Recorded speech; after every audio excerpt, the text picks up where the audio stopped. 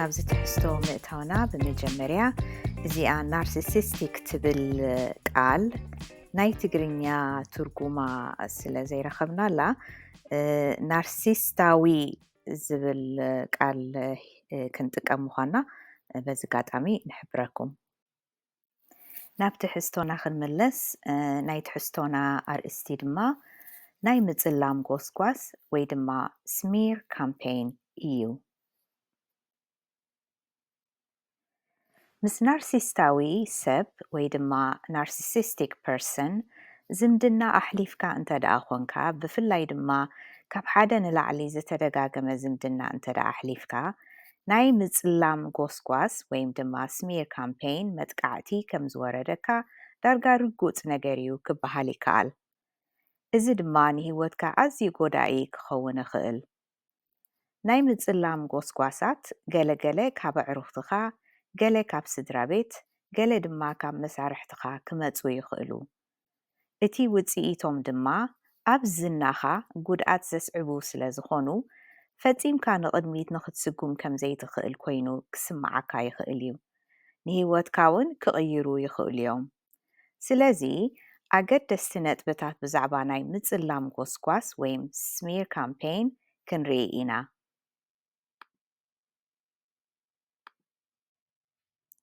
ቀዳማይ ነጥቢ ናይ ምጽላም ጎስጓስ ዝበዝሕ ግዜ ካብ ናርሲስታዊ ሰብ እዩ ዝመጽእ ናይ ምጽላም ጎስጓስ ሓደ ፈዳይ ሕነን ስምዒታዊን ዘይበሰለን ሰብ ንኻልኦት ሰባት ዝቆጻጸረሉን ዝቐጽዓሉን መሳርሒ እዩ ናርሲስታውያን ዘይኮኑ ሰባት ከ ኣብ ናይ ምጽላም ጎስጓስ ክዋፈሩ ይኽእሉ ዶ ንብል ንኸውን እወ ሓደ ግዜ ካብ ኣዝዮም መታለልትን ተጻዋዕትን ሰባት ናይ ምጽላም ጎስጓስ ክመጽእ ይኽእል ኸውን እንተኾነ ግን እቲ ኣብ ናይ ምጽላም ጎስጓስ ዝዋፈር ሰብ ገለ ዓይነት ናርሲስታዊ ሃዋሁ ወይም ቫይብ ዘለዎ ሰብ እዩ እንተበልና ጌጋ ኣይኮነን ስለዚ ናይ ምጽላም ጎስጓስ ዳርጋ ኩሉ ግዜ ምስ ናርሲስታዊ ሰብ ዝተተሓሓዘ እዩ ክንብል ንኽእል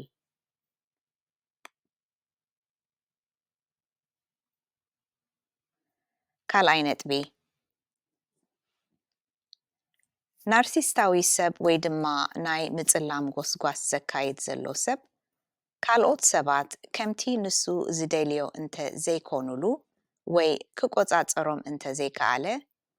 ንነብሱ ከም ግዳይ ወይ ከም ዝተበደለ ኮይኑ ስለ ዝስምዖ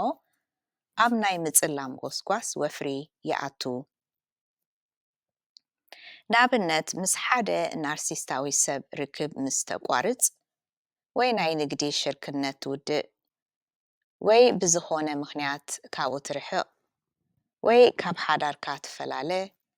ወይ ድማ ንሓዳር ሓቲቱካ ኣይፋልን ትብል እዚኦም ዝኣመሰሉ ኣጋጣሚታትን ካልኦትን እቲ ናርሲስታዊ ዘይደልዮም ነገራትን ክፍጸሙ ከለዉ እቲ ናርሲስታዊ ሰብ ዝተበደለ ኮይኑ ስለ ዝስምዖ ክቐጽዓካ ይጅምር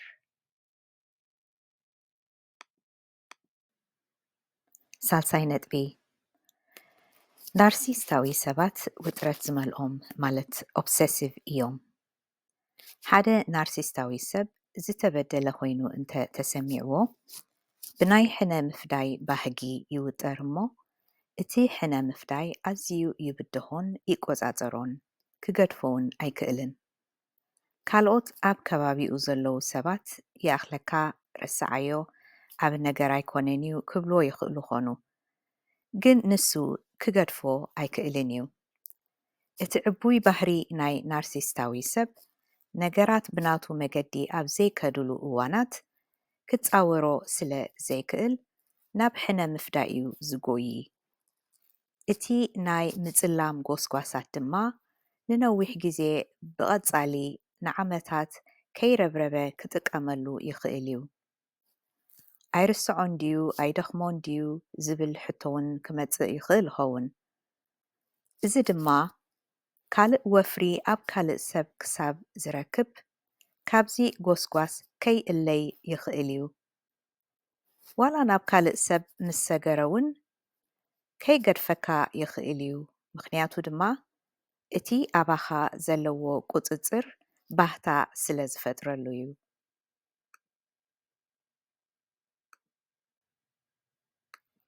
ራብዓይ ናይ ምጽላም ጎስጓሳት ኣብ ቅልጣፈ ዝተመርኮሱ እዮም እቲ ናርሲስታዊ ሰብ ብቕልጡፍን ቅጽበትን እዩ ናብ ካልኦት ሰባት ከይዱ ብዛዕባኻ ዝዛረብ እዚ ድማ ንስኻ ከይትቕድሞ ኢሉ ስለ ዝሓስብ እዩ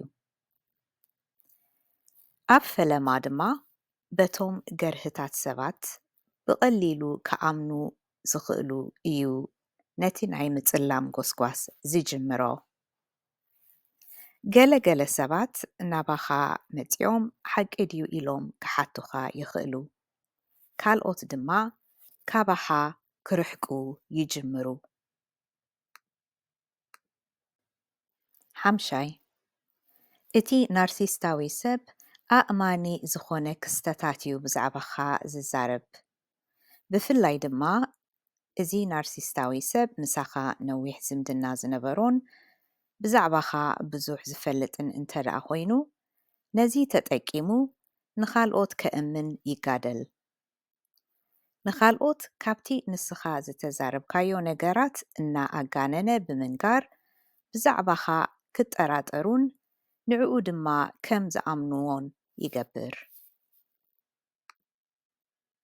ሻድሻይ ካልእ ነገር ናርሲስታዊ ሰብ ዝገብሮ ድማ እቲ ብሕቡእ ዝነገርካዮ ምስጢር ከይዱ ንኻልኦት ምንጋር እዩ ነዚ ድማ ከም ሓደ መሳርሒ ናይቲ ናይ ምጽላም ጎስጓሳት ይጥቀመሉ ሓደ ግዜ እውን ኣልዕል ኣቢሉ ዝመሃዞ ሓሶትን ንስኻ ዘይተዛረብካዮን ዘይወዓልካዮን ንኻልኦት ክነግር ይኽእል ስለዚ ዝበልካዮን ዘይበልካዮን ሓዋዊሱን ኣቃሚሙን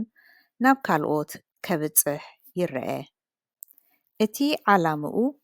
ከመይ ገይሩ ንኻልኦት ከም ዘእምኖም እዩ እቲ ኣዝዩ ዘሕዝን ነገር ድማ ብዙሓት ሰባት ንሓሜት ድልዋት ስለ ዝኾኑ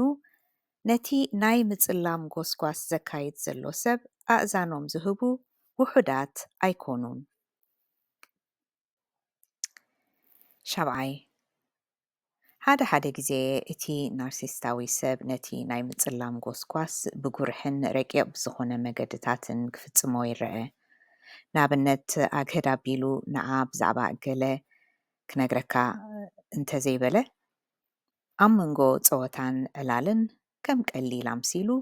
ሓደ ነገራት ብዛዕባኻ ምድርባይ ሓደ ካብቲ ዝጥቀመሎም ሜላታት ኮይኑ ይርአ ካልእ ድማ ብጽሑፍ ወይ ድማ ቴክስት ዝኣመሰሉ ነገር ብዛዕባኻ ከም ምዝራብ ይቁጠብ እዚ ብውሽጢ ዝሰርሖ ስራሕ ንኸይልለ ሰብ ብቐጻሊ ንኽኣምኖን ዝጥቀመሉ ሜላ እዩ ክቡራት ሰማዕትን ተኸታተልትን ናይ ምጽላም ጎስጓስ ክንብል ከለና ኣዝዩ ከቢድ ኣርእስቲ ብሂደት ጽሑፋትን ሓጻር ቪድዮን ተገሊጹ ዝውዳእ ከም ዘይኮነ ንፈልጥ ግን ንቕሓት ንምውሳኽን ነቶም በዚ ዝሓልፉ ዘለዉ ድማ ንበይኖም ከም ዘይኮኑን